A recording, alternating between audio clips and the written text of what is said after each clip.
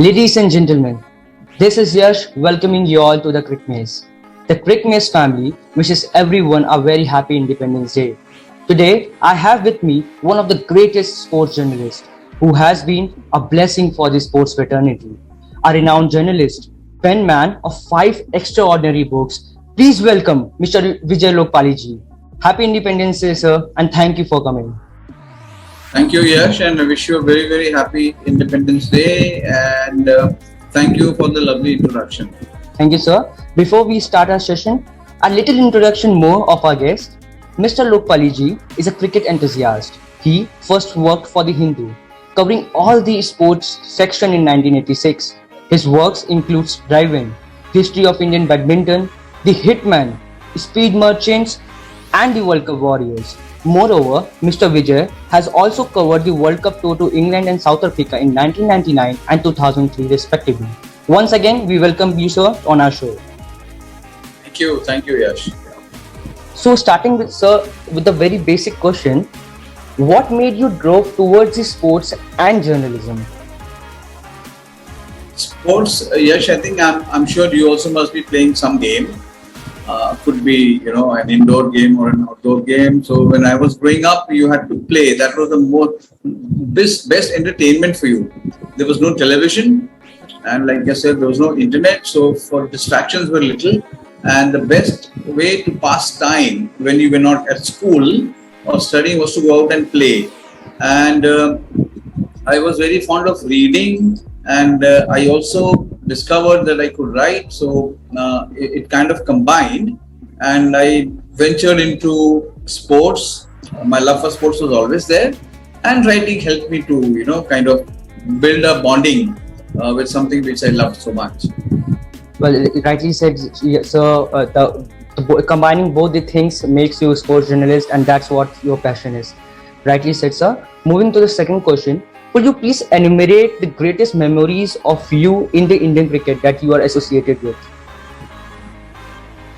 Great memories were, I think, meeting people of whom I had only seen their pictures in the newspapers or magazines, and some from the very past, Tiger Pataudi, Mr. Vishnu Singh Bedi, Mr. Sunil Gavaskar, Kapil Dev, of course, and they were from the era which was, I must say, a very amateurish cricket, in the sense they were not playing for the sake of making a profession out of it. They played because they loved the sport. And then, of course, came the later generation, where you had Sachin Tendulkar, Rahul Dravid, Lakshman Kumble, Harbhajan Sehwag, Sourav Ganguly. Yes, sir. Watching them from close, interacting with them. And I have some very good friends, K. Raman, Mohammad Azharuddin, watching them play. And then, of course, from the earlier era also, like Mr. Ajit Wadekar, he helped me a lot in my initial years of traveling in international cricket. So he was a big influence, a guide, I must say. So these were some of my very fond memories of interacting, and then meeting Gary Sobers. He was such a legend. Meeting Graham Pollock in South Africa, he was absolutely, if you read about him, he was a marvelous cricketer. So all these, Jeff Thompson, of course, we had heard about the Shearson bowling, Dennis Lillee. So these were all some of the, meeting them was a very, very special memory. Well, these are the memories that everyone wish to experience and cherish forever. Rightly said, sir. How do you see yourself as a cricket lover or cricket fan, rather being as a cricket journalist or a sports journalist? I am a cricket fan at heart, because I grew up loving the sport, playing cricket on Sundays, and initially for clubs. So we all play some sport, Yash, at some point. Need not be cricket. You play football, you play table tennis, badminton, and as a fan, I began to since I said I love the game so much, and being a journalist, I realized that there has to be a line. When you sit in the press box, when you're writing about the sport, you cease to become a fan. You cannot be a fan. You have to watch a very very, what should I say, the neutral bent of mind. There is another team also, so I have to look for good points in both the teams. And I am not a fan when I'm writing about the sport. I can be a fan of a cricketer if I'm doing a profile of him where I can look at him very differently from the others. But when I'm reporting a match or reporting on an event, I cannot kind of take sides. So I'm not a cricket fan there. But again, once I come out of the press box, again I become a fan. So what I'm trying to say is, at heart, I think every sports journalist is a fan of sport, but you have to draw a line. Right. Rightly said, sir. You also consider the tour to England and South Africa when you went for the World Cup as a high time of your career. So, what was exactly your favorite memory out there? What do you enjoyed out being there that it became your high time in your career? See, when you go to England, you are going to a place where there is love for cricket. They love their tradition. They have some big ground and some little county ground, very quaint, very, I should say, scenic cricket grounds in England you will come across. For me, in England, I mean, my main purpose was to obviously see every cricket ground, which I was lucky to see, and then buy cricket books, because you get some of the best cricket books in England, even the old ones, second-hand ones, which are now out of print. So that was my hobby on all my cricket tours to England. And the South Africa World Cup, of course, I mean, going there to a country which we were forbidden to go. If you remember, we were not allowed to go to South Africa, Nice. which was, so apartheid was there. And when we went, it was the best time. It had come back into the main fold of international cricket, and there was the people there wanted to welcome you. And meeting Nelson Mandela was probably a very, very high point for me on that cricket tour to South Africa. And of course, like I said, I met so many former cricketers who were very, very friendly, and talking to them was a fantastic experience. And writing about them, you won't believe, I met in South Africa. I met Conrad Hunt, who was basically a West Indian, but he was there. And he was teaching a young cricketer. So that was again a very fond memory. And then, of course, Yash, going to the West Indies. I mean, when you go to West Indies, you come across real cricket fans. They are very different, and they value their cricketers. And like I said, meeting Gary Sobers, Viv Richards, Lance Gibbs, whom I had seen as a very young cricket fan. There were so many of them: Charlie Griffith, Wesley Hall, all legendary cricketers. So meeting them in all my West Indies tours was again a very, very fond memory. But yes, going to England is always a special occasion. It's witnessing your true mentors, your true idols in front of you, and then the whole cricket event around is fabulous. Now, sir, you wrote 5 remarkable books, which includes the biography of Virendra Sehwag, Rohit Sharma, Virat Kohli, and many more. Which is your favorite of all, and why? Favorite will be the Virendra Sehwag story, because that was my first book. And I like Sehwag, a very, very down to earth person, and his batting was such a joy. And I have known him very, very well. He's basically a very kind-hearted man. And then, of course, Virat Kohli. I mean, he's a very, very different cricketer. If you see, he has established himself as one of the greats of the game. And writing about it was again a fascinating experience, because I had watched him from a very young age. I've seen him grow. I knew most of the people who were associated with him when he was wanting to become a big cricketer. So that book again is very close to my heart. But Sehwag book, yes, for the simple reason that it was my first book, and it's about one of my most favorite cricketers. Right, sir. So, sir, if you were proposed to take an interview of any of the sports personality, who will he be, and why? I would. There are many of them. I've always enjoyed doing an interview of Mr. Gavaskar. He's a wonderful cricket mind. His his reading and his explanation about the game is absolutely amazing. And then Kapil Dev, of course. I mean, Kapil Dev is such a joy when you talk and sit and talk cricket with him. Tendulkar, of course. Kumble. Kumble is a very good cricket mind again, and it's great fun doing an interview with Anil Kumble. So these are some of the players. I mean, but I would love to any day. If you ask my favorites, it will always be players from the previous era because of my emotional attachment to them, like Mr. Bedi, Mr. Gavaskar, Mr. Kapil Dev, and then of course all these later generation cricketers. They were very, very close to me. So I have always enjoyed their company. I will always enjoyed spending time with them, off the field, and they are all wonderful subjects to be interviewed. But it will be difficult, Yash, for me to pick one because they are very good subject. But yes, maybe someday I would love to talk to someone like Mike Brierley, former England captain. He is an amazing student of the game. So maybe yes, someday Mike Brierley. Thank you, sir. We have T20 World Cup coming now in the few months. How do you see India in the World Cup? Means what situation, what position will India stand for all the cricket fans? I think World T20 is in UAE, so Indian players are very well versed with playing in UAE, in the pitches of Dubai, Abu Dhabi, and Sharjah, wherever they play.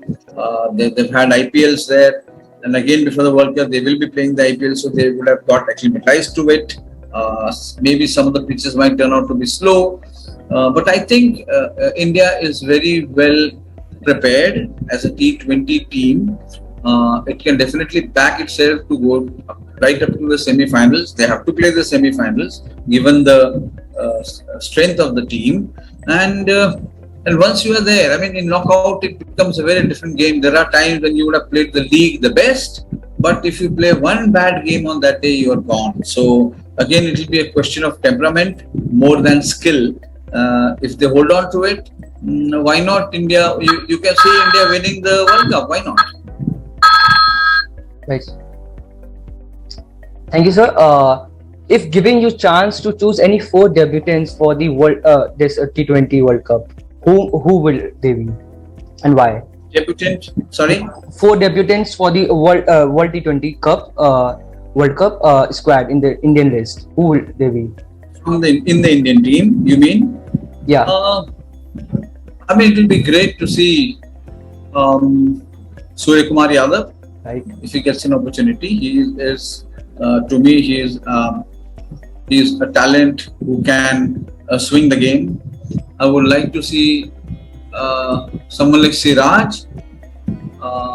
Bhuvneshwar is already there off the lot. I think one debutant I would pick more than 4.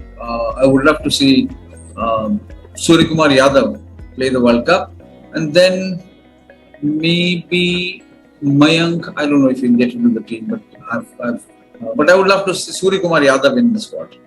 So why can you just say that Varun Chakravarti will make it to the squad list? Varun Chakravarti, the people say he's Varun Chakravarti, yeah, he's a mystery spinner. Why not? Yeah, Definitely you can back Varun Chakravarti. Yash, I think you are a fan of Varun Chakravarti. I think right, he sir, is.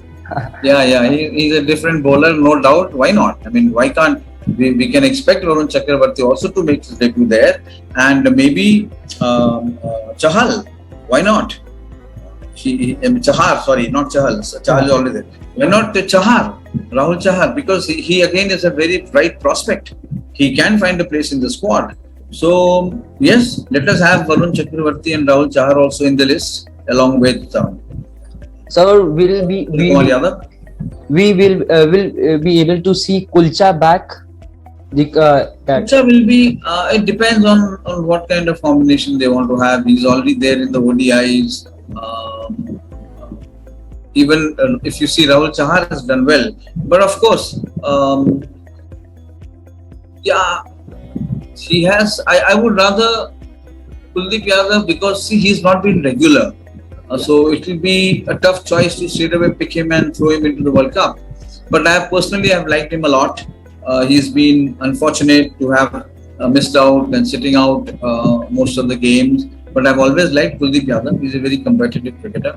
And Chahal, yes, I mean, why not? Chahal has served Indian cricket so well. But I think it will be difficult for him to find a place. You have seen Indian cricket in and out for a long period. So, what are your views and thoughts on the split captaincy? Split captaincy earlier was maybe you would not have given a thought, but today with so much of cricket happening, there is so much of cricket happening. It is not that Virat Kohli is not able to be a good captain in white ball format, but maybe yes, you can ask him. You can ask Virat to be the red ball captain, and maybe look at Rohit Sharma as white ball captain for the World Cup. And but yes, I mean he's proved his mettle. But I don't think the BCCI has a policy, Yash, to have two captains. And I think if you honestly look at Virat, he has delivered. I mean, there was a time when I thought maybe yes, if he could be rested, but he's so focused. He's so fiercely competitive. I think it will help India to have a captain like Virat Kohli in all the formats, because of the simple reason that he loves to set an example. So what he wants his players to do, he does himself. And when you see a captain doing it, I think all the players are bound to follow him. Right. So that's the reason why I feel that Virat should be captain for all the formats. Right, sir. So, what is your message to the youngsters who have been following you up like us, and also aspire to become sports journalists? Oh yes, I mean I would love to see. Already there are so many brilliant young sports journalists in India today. Some of them are doing exceptionally well, and you want to sit and read them. But it is not an easy job. If you want to be a sports journalist, first of all, you have to love sports, and you have to read a lot. You should constantly evolve, because the more you read, the better you write. And these are, I mean, I would love to see youngsters, and also Yash, you have to watch more and more, not on television. You have to go and watch at the ground, because that gives you a very different perspective. So to be a sports journalist, you will have to love the sport, and you have to love reading. Thank you, sir. Sir, are you working right now on any book or something? We'll love to see other books coming up from you. Yes, there will be a couple of books definitely are in the offing, and I and my son Akshay, we are in the process of completing the badminton book. It was delayed for some reason, and we're just in the process of finishing it. So maybe in the next couple of months, the book will be ready for you all to read. It's a very different book. It's not a history of badminton, but it's basically about unsung badminton players, and mainly the women badminton players who never got the recognition they deserved. So that is one, and definitely at some point I will share my journey with you all. I mean, how I became, what I learned, and what I and the friends I made from the profession. The game, I've seen the game grow, evolve, change so much. So that definitely is a book on my mind. So if you talk about Olympics this time, India has bagged the most number of medals for the first time. So how do you see Olympics and cricket? You know, BCCI, ICC was telling that cricket will be engaged in Olympics in 2028. So how do you see cricket for the future in the Olympics? Cricket will definitely be there. It will be good for the Olympic movement also, and basically it should include all the games. And cricket is a very popular game, and it is growing. The T20 format will be appealing to many new nations who will find that T20 game easy to understand, easy to follow and train and do and excel at cricket. So we can expect cricket to be at the 2028 Los Angeles Olympics, the T20 format. And at some point it will have to grow, and I'm very happy, Yash, that after waiting for so many years, we could see an individual gold after Abhinav Bindra's shooting gold in 2008. This one came in athletics, the very first we have ever won. We have had some great athletes who promised, Shri Milka Singh and PT Usha ji. So they could not, they finished fourth. But Neeraj Chopra has, I must say, he's brought about a revolution in athletics. You will see more and more youngsters taking to this great sport. So maybe javelin throw, maybe wanting to become a sprinter, maybe a long distance runner. But you will have, I'm sure, more and more youngsters will now take to athletics. And I must say, Neeraj Chopra has given this nation a wonderful gift. Thank you, sir. It was such a pleasure talking to you, sir. Thank you for all your time, making your time to us. Thank you. And thank you, Yash. Thank you very much, and wish you and your website all the very, very best. Thank you, sir. Thank you so much, sir. Thanks. Thank you.